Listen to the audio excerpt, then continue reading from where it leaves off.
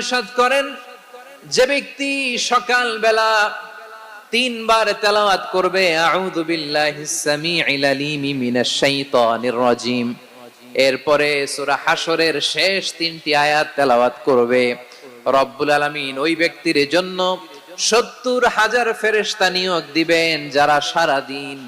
ওই লোকের জন্য মাগফিরাতের দোয়া করবে।